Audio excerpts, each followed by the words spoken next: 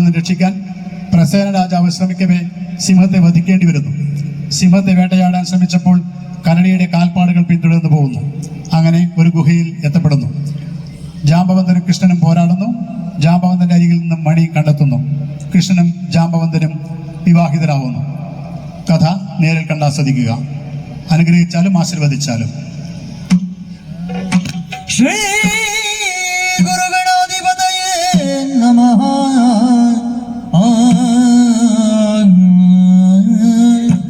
സുന്ദരാംഗ സുഖലാമിത ശുഭചരണ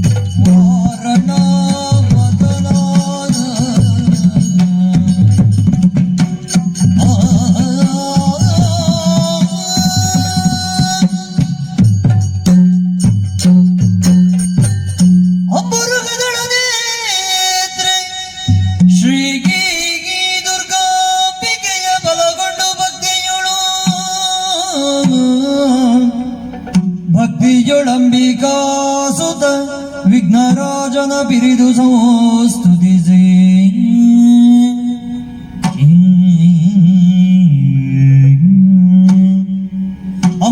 ಅಂಬುನಿಧಿಯಾತ್ಮಜಗೆ ಕೈ ಮುಗಿದಂಬುಜಾಸನ ವಾಣಿಯರ ಅಂಬುಜಗೆ ಬೊಡಮಡುದ ವರ್ಣಿಪೆ ನೀ ಕಥಾಮೃತವ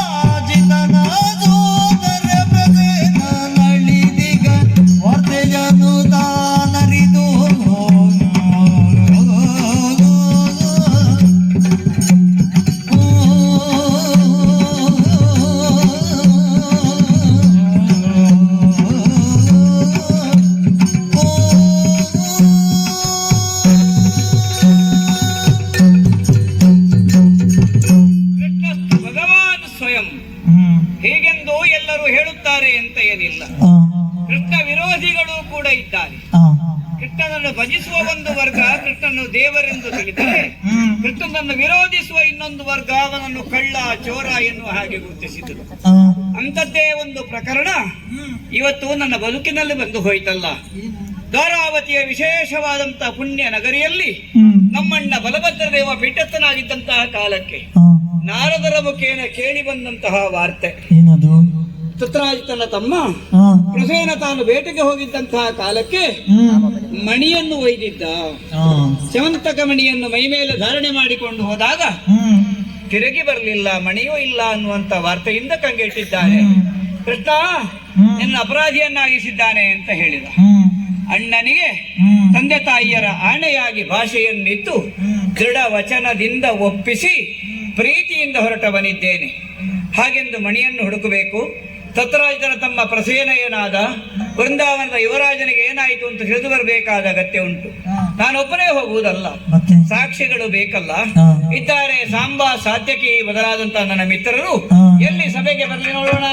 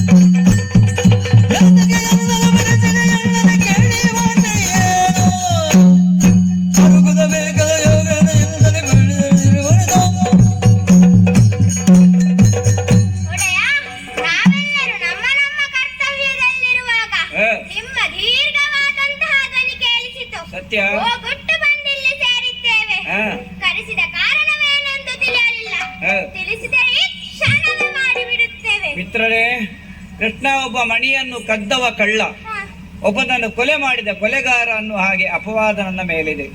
ಇದರಿಂದ ಮುಕ್ತನಾಗುವುದಕ್ಕೋಸ್ಕರವಾಗಿ ನಾನೀಗ ಪ್ರಸೇನ ಅರಸುವುದಕ್ಕಾಗಿ ಸಾಗಿದ್ದೆ. ಜಗತ್ತಿನ ಮುಂದೆ ನಾವು ಸುಳ್ಳು ಹೇಳುವ ಹಾಗಿಲ್ಲ, ಸಂಸ್ಕಾರವನ್ನು ಬೆಳೆಸಿಕೊಳ್ಳಬೇಕು.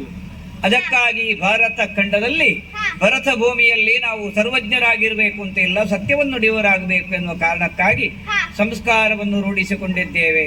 ಹಾಗಾಗಿ ಹೊರಟಿದ್ದೇವೆ. ನನ್ನ ಜೊತೆಯಲ್ಲಿ ಬರ್ತೀರಾ? ಹಾಗಾದ್ರೆ ಹೋಗ. ಹರಿದೇವ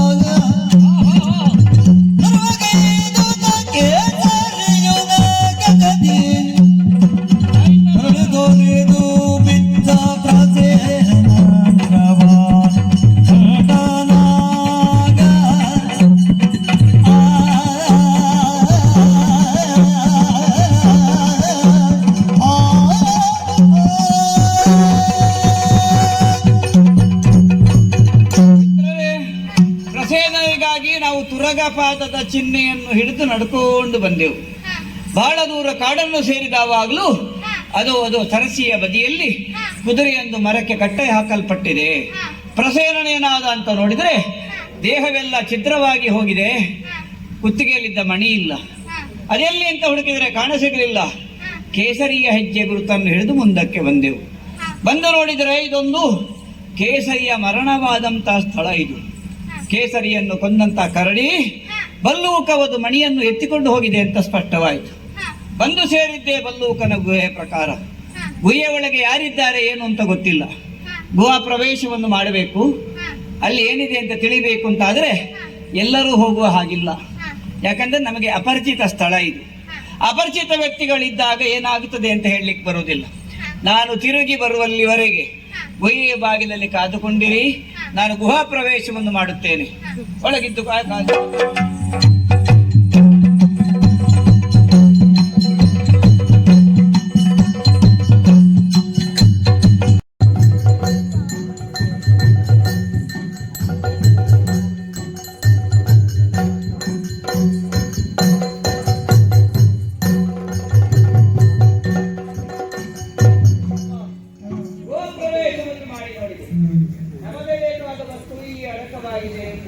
ಆಗಿದೆ ಎಂಬುದು ಸ್ಪಷ್ಟವಾಯಿತು.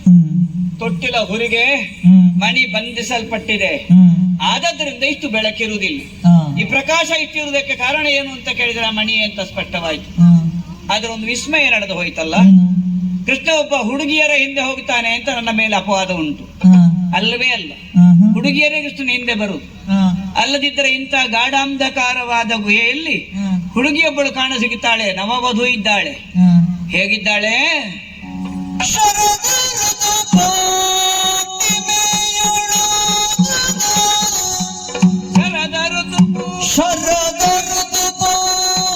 ಪೌರ್ಣಮೆಯುಳು ಉದಯ ಚಂದಿರ ಕಾಂತಿ,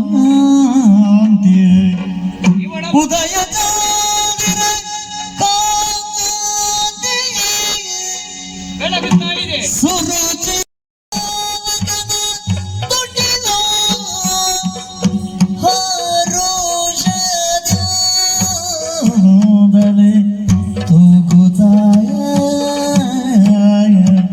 ಬಾಲಕನ ತೊಟ್ಟಿಲು ಹರುಷದಿಂದಲೇ ತೂಗುತ್ತಾಗ. ಹೌದಲ್ಲ ಹೌದಲ್ಲ ಹೌದಲ್ಲ.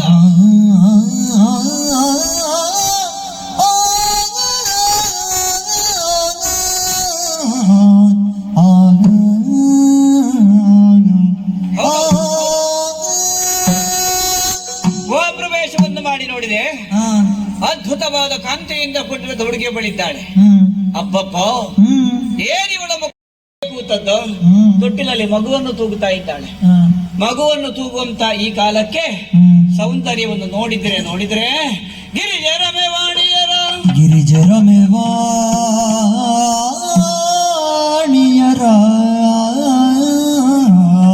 ಗಿರಿಜೆ ರಮೆ ವಾಣಿ ಗಿರಿಜೆ ರಮೆವಾಣಿಯರ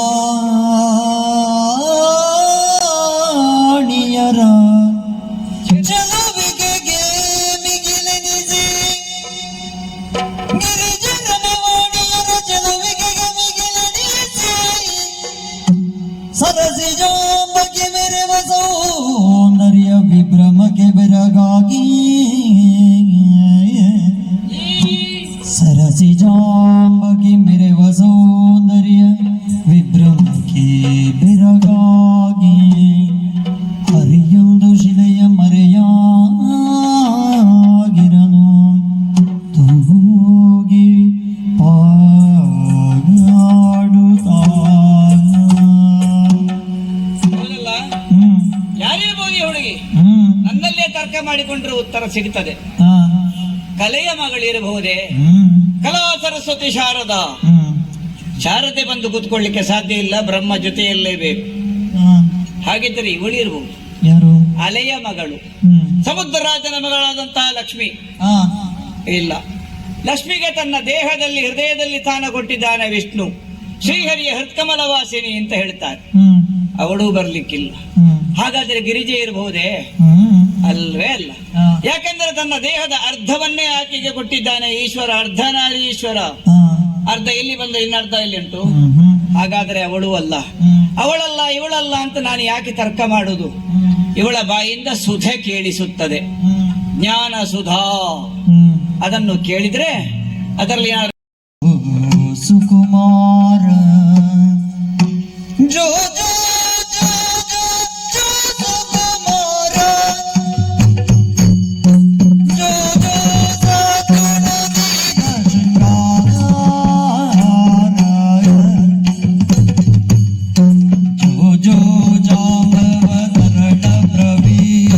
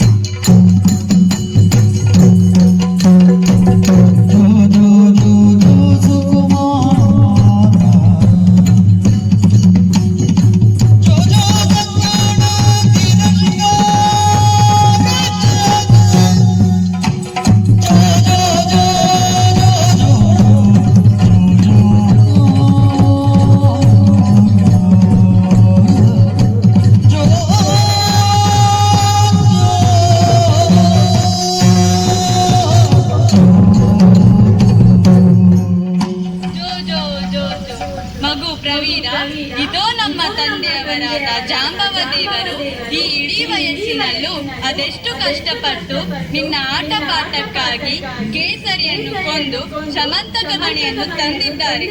ಇದರ ಅಂದ ಚಂದವನ್ನು ನೋಡುತ್ತಾ ಹಾಯಾಗಿ ಬೆಳಗು ಕಂದ. ಜೋ ಜೋ ಜೋ ಜೋ.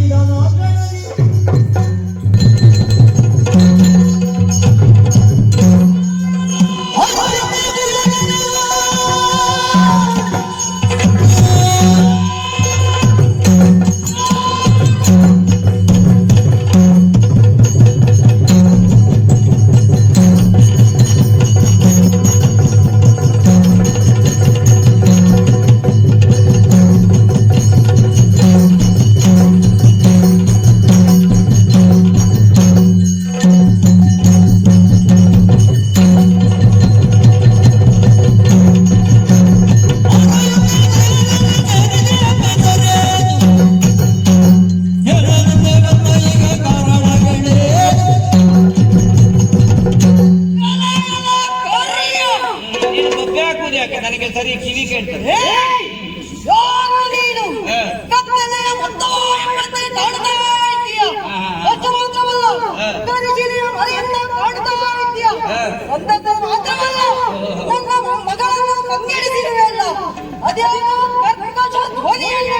ಅದು ಶಂಕಧ್ವನಿ.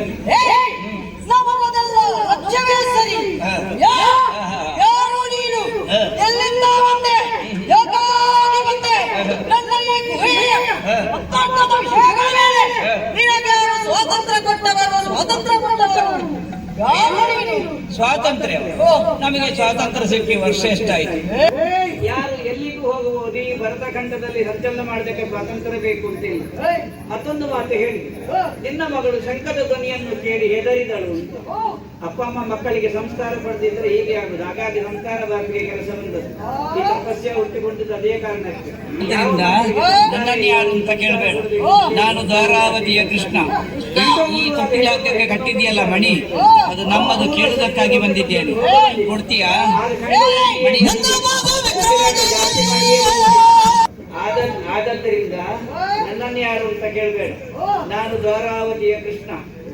ಈ ತೊಟ್ಟಿಲಾಗಕ್ಕೆ ಕಟ್ಟಿದೆಯಲ್ಲ ಮಣಿ, ಅದು ನಮ್ಮದು ಕೇಳುವುದಕ್ಕಾಗಿ ಬಂದಿದ್ದೇನೆ.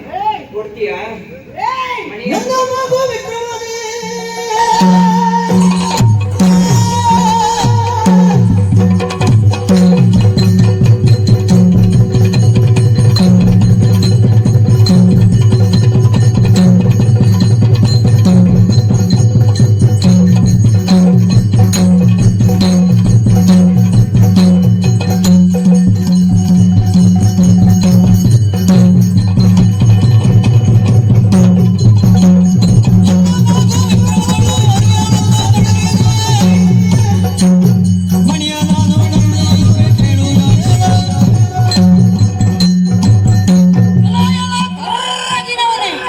ತುಂಬಾ ಕಪ್ಪಲ್ಲ, ಸ್ವಲ್ಪ ಎಣ್ಣೆ ಕಪ್ಪು.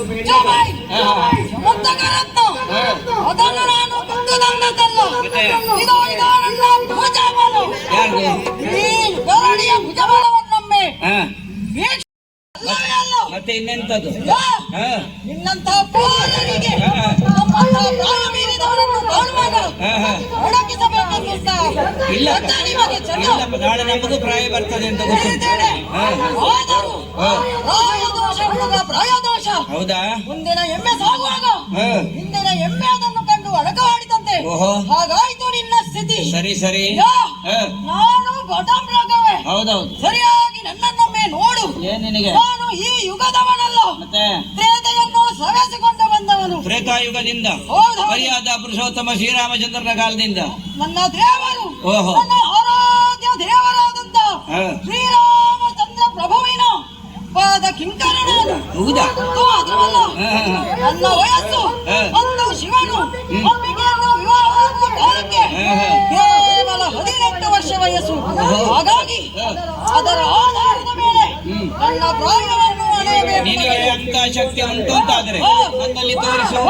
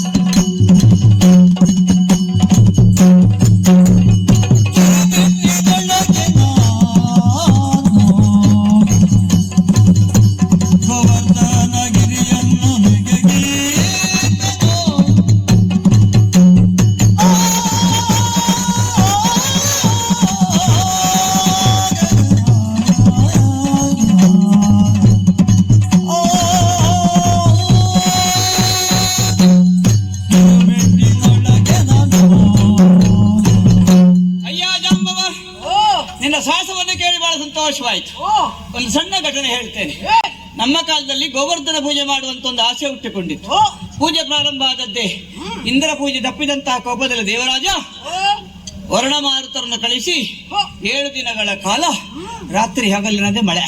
ಓ ಮಳೆ ಅಂದ್ರೆ ಎಂತದ್ದು? ಚಂಡಮಾರುತ ಸಹಿತವಾದ ಮಳೆ. ಈಗಂತ ಮಳೆಯೇ ಇಲ್ಲ. ಮಳೆ ಬರೋದು ಹೋಗುದು ನೆಂಟರಾಗೆ. ಆಗ ಹಾಗಲ್ಲ, ಇವತ್ತು ರಾತ್ರಿ ಪ್ರಾರಂಭ ಆದ್ರೆ ಇನ್ನು 7 ದಿವಸ ರಾತ್ರಿ ಮುಗಿದ ಮೇಲೆ ನಿಲ್ತಿತ್ತು. ಅಂತ ಮಳೆ ಬಂತು. ಓ ಗೋಕುಲ ಎಲ್ಲವೂ ನೀರುಮಯವಾಯಿತು. ಓ ಜಲಮಯವಾಗುವಾಗ ಎಲ್ಲರೂ ಬೊಬ್ಬಿಟ್ರು. ಕೃಷ್ಣಾನಿಂದಾಗಿ ಹೀಗಾಯಿತು ಅಂತ ಓ ಒಂದು ಸುತ್ತು ಬಂದೆ ಗೋವರ್ಧನಗಿರಿಗೆ. ಏ, ಎಡೆಯಲ್ಲಿ ಸೆರೆ ಕಾಣಿಸಿತು. ಓ ಬೆರಳನ್ನು ತೋರಿಸಿ ಮೇಲೆ ಮೇಲೆ ಮೇಲೆ ಮೇಲೆ ಮೇಲೆ ಮೇಲೆತ್ತಿ ಛತ್ರದ ಹಾಗೆ ಹಿಡಿದೆ.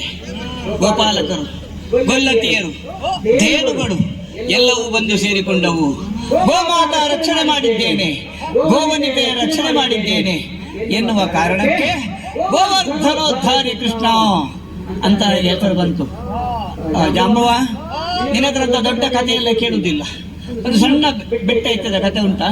ನನ್ನ ಕತೆ ಹಾ. ಹೇಳ್ತೀರಾ?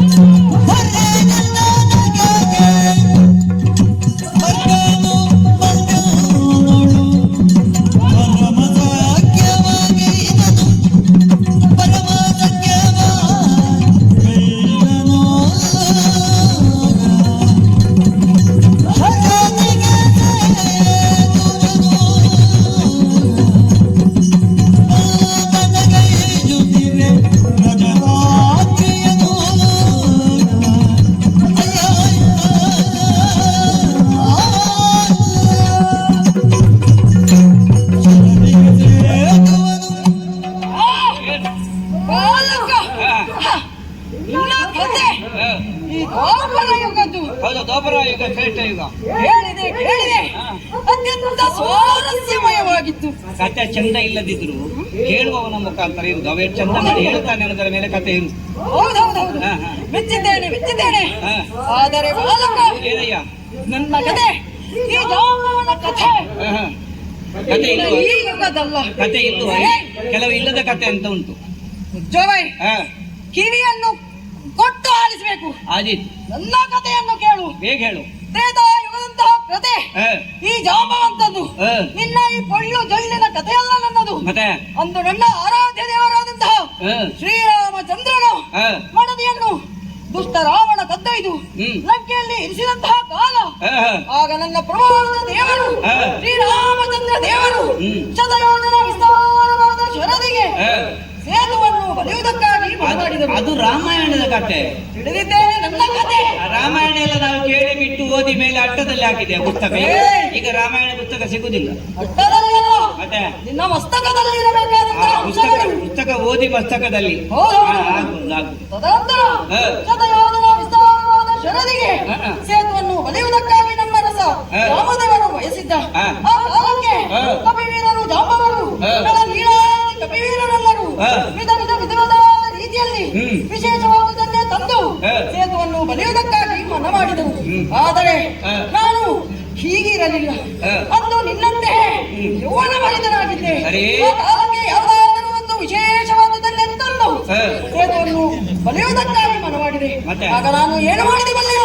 ಏನು? ನೇರವಾಗಿ ಹ. ಅಂತಿದ್ದ ಗಿರಿಗುಡ್ಡಗಳಲ್ಲ ಮತ್ತೆ? ರಾಜಧಾನಿಗೆ ಕೈ ಇಟ್ಟಿದೆ. ಓ ಶಂಕರ ದೇವರ ವಾಸಸ್ಥಾನ. ಹೌದೌದೌದು. ಪರಿಣಾಮ. ಇತ್ತ ಮೇಲಕ್ಕೆ ಎತ್ತಬೇಕು ಎನ್ನುವಾಗ ಓಡೋಡಿ ಬಂದ. ದೇವರು. ಯಾರು? ಹ. ಮಹಾದೇವ. ಹ. ಆ ರುದ್ರ ಹ. ನೇರವಾಗಿ ನನ್ನಲ್ಲಿಗೆ ಬಂದ. ಹ. ಬಂದು ಅಯ್ಯ ಜಾಂಬವ, ನೀನೇ ನನ್ನ ಪರಮ ಭಕ್ತ ಎಂದು ಕೊಂಡಾಡಿದ. ಹ. ಹಾಗಿರುವಾಗ ನನ್ನ ರಜದಾರಿಯ ಮುಂದೆ ನಿನ್ನ ಗೋವರ್ಧನ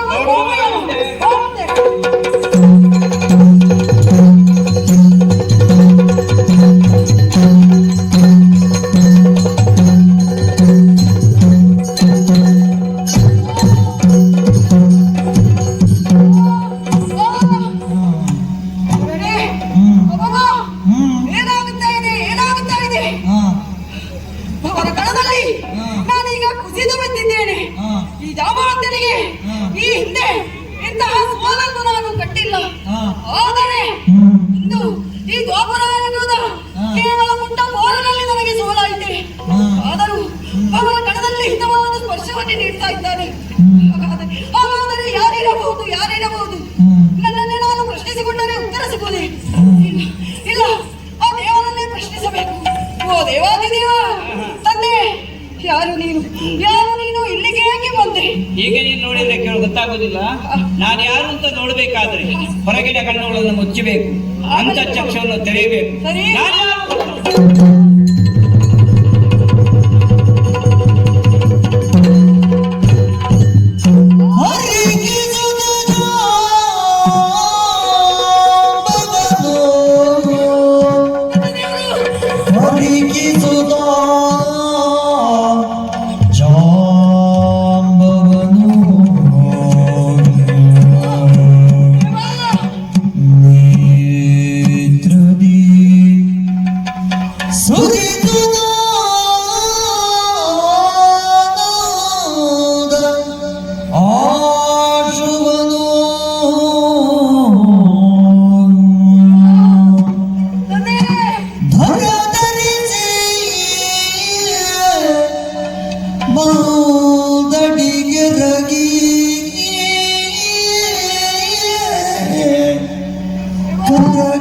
ಮುಗಿದು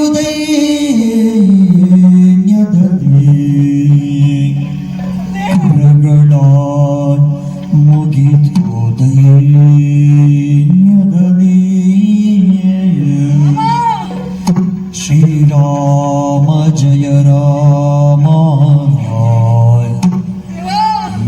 ಜಯ ಜಯ ರಾಮ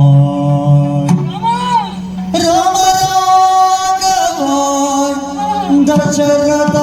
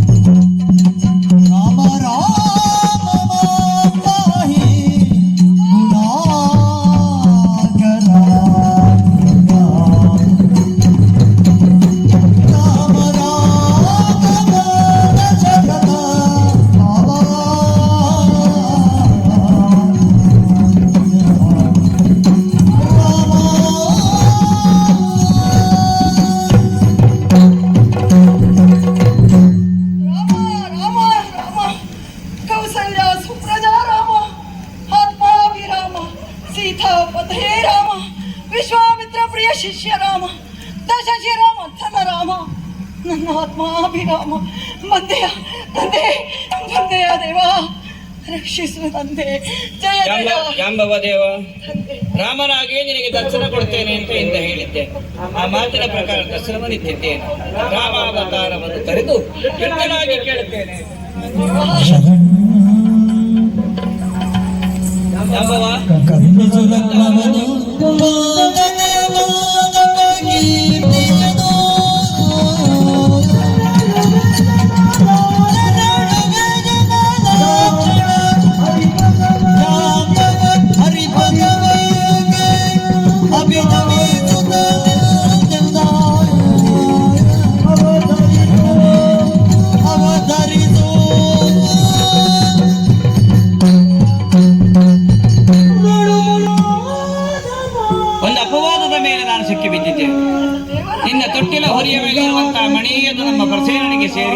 ಸತ್ರಾಜಿತನಿಗೆ ಸೇರಿ ಅವನ ಬೇಟೆಗೆ ಚಾರಣೆ ಮಾಡಿಕೊಂಡು ಬಂದಾಗ ಸತ್ತು ಹೋಗಿದ್ದಾನೆ, ಮಣಿ ಕಾಣೆಯಾಗಿದೆ.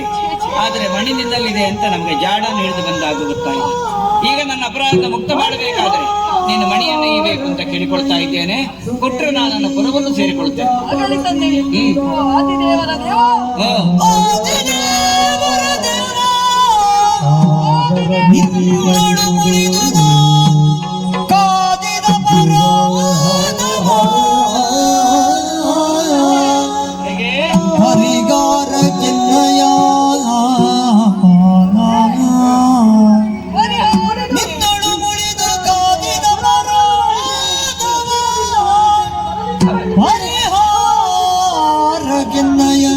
ಸುತೆಯ ನೀಯುವೆನು ಜಾಂಬವತಿ ಎಂಬಿವಳ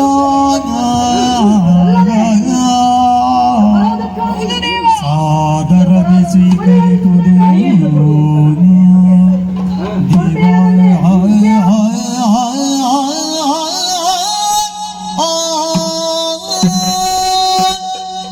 ಆದಿದೇವರ ದೇವ. ಏನಯ್ಯ? ತಂದೆ, ಇದುವರೆಗೆ ನಿನ್ನಲ್ಲಿ ಮುಳಿದು ಕಾದಿದ್ದೇನೆ, ಅಪರಾಧವನ್ನು ಮಾಡಿದ್ದೇನೆ, ಗಿಡದಿಂದ ಹೊಡೆದಿದ್ದೇನೆ, ಮರದಿಂದ ಹೊಡೆದಿದ್ದೇನೆ, ಅವಾಚ್ಯ ಶಬ್ದಗಳಿಂದ ನಿನ್ನನ್ನು ತಂದೆ, ಹೀಗೆ ನನ್ನ ಸಾಕು ಮಾ- ಇನ್ನು ಮುಂದೆ ಮಗಳು ಸಾಕು, ಯಾರಿಗಾದ್ರೂ ಕೊಟ್ಟು ಬಿಡುವ. ಹಾಗಲ್ಲ ತಂದೆ, ಮತ್ತೆ ಇದು ಈ ಕಾಡ ಮಲ್ಲಿಗೆ ದೇವರ ಮುಡಿ ಸೇರಬೇಕಾಗಿ ನಾಡಮಲ್ಲಿಗೆ ನಾಡಮಲ್ಲಿಗೆ ಆಗಬೇಕು. ಹೇಳಿಕೊಳ್ತಾ ಇದ್ದೇನೆ ನಿನ್ನ ತಂದೆ. ಅಪೇಕ್ಷೆಯನ್ನು ಪೂರೈಸ್ತೇನೆ. ಆದರೆ ಮದುವೆ ಇಲ್ಲಿ ಆಗಲಿಕ್ಕೆ ಆಗುದಿಲ್ಲ. ಯಾಕಂದ್ರೆ ಈ ಸಭೆ ಸಾಲದು, ಇದು ನಿನ್ನ ಸಭೆ, ನಮ್ಮವರ ಸಭೆಯು ಸೇರಬೇಕಲ್ಲ. ಹಾಗಾಗಿ ವಿಜೃಂಭಣೆಯಿಂದ ಜಾಂಬವತಿ ಕಲ್ಯಾಣ ಹೋಗಲಿ ಅಂತ ಕೇಳಿಕೊಳ್ಳಿ. ಧನ್ಯವಾದಗಳು. ಅವಕಾಶಕ್ಕಾಗಿ ಧನ್ಯವಾದಗಳು. ಸಂಸ್ಕಾರ ತಪಸ್ಯ ತಂಡಕ್ಕೆ ಅನಂತವಾಗಿ ಅರ್ಪಿಸ್ತಾ ಇದ್ದೇವೆ. ಸುಧಾ ಮೇಡಮ್ ಬರಬೇಕು ಅಂತ